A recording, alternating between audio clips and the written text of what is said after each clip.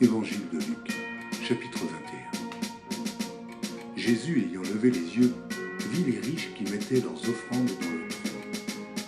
Il vit aussi une pauvre veuve qui y mettait 2 petites pièces. Et il dit, « Je vous le dis en vérité, cette pauvre veuve a mis plus que tous les autres. Car c'est de leur superflu que tous ceux-là ont mis des offrandes dans le trou.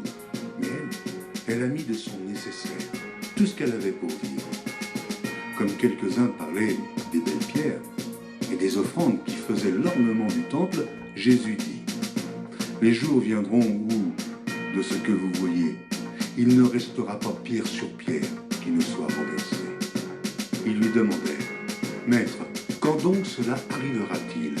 Et à quel signe connaîtra-t-on que ces choses vont arriver ?» Jésus répondit, « Prenez garde que vous ne soyez séduits, car plusieurs viendront en mon nom disant, « C'est moi, et le temps approche. » Ne les suivez pas. Quand vous entendrez parler de guerre et de soulèvement, ne soyez pas effrayés, car il faut que ces choses arrivent premièrement. Mais ce ne sera pas encore la fin.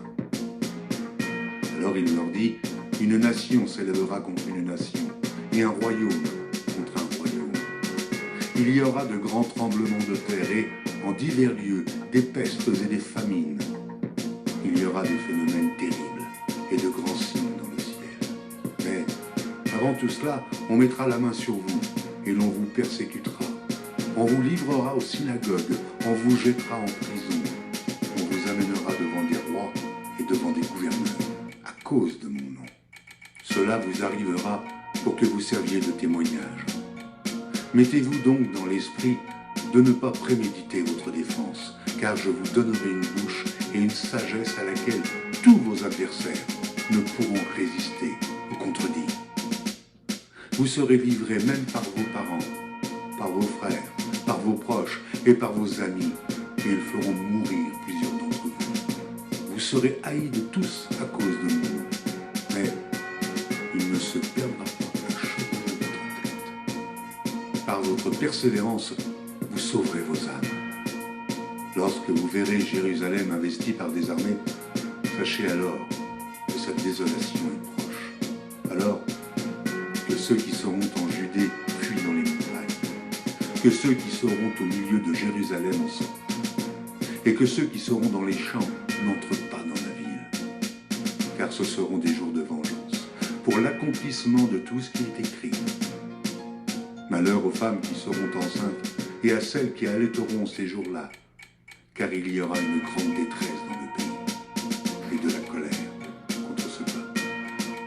Ils tomberont sous le tranchant de l'épée, ils seront emmenés captifs parmi toutes les nations, et Jérusalem sera foulée aux pieds par les nations, jusqu'à ce que les temps des nations soient accomplis.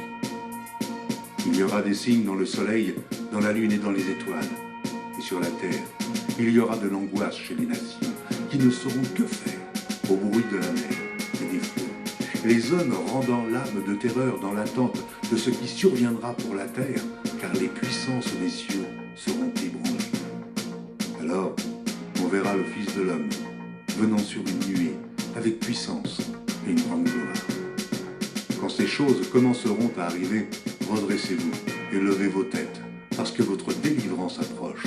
Et il leur dit une comparaison. Voyez le figuier et tous les arbres. Dès qu'ils ont poussé, vous connaissez de vous-même en regardant que déjà l'été est proche. De même, quand vous verrez ces choses arriver, sachez que le royaume de Dieu est proche.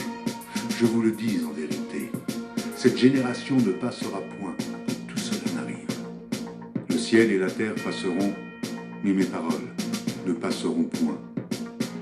Prenez garde à vous-même, de craindre que vos cœurs ne s'apesantissent par les excès du manger et du boire, et par les soucis de la vie, et que ce jour ne vienne sur vous à l'improviste. Car il viendra comme un filet sur tous ceux qui habitent sur la face de toute la terre. Veillez donc et priez en tout temps, afin que vous ayez la force d'échapper à toutes ces choses qui arriveront, et de paraître debout devant le Fils de l'homme. Pendant le jour, Jésus enseignait dans le temple, et il allait passer la nuit à la montagne appelée Montagne des Oliviers. Et tout le peuple, dès le matin, se rendait vers lui dans le temple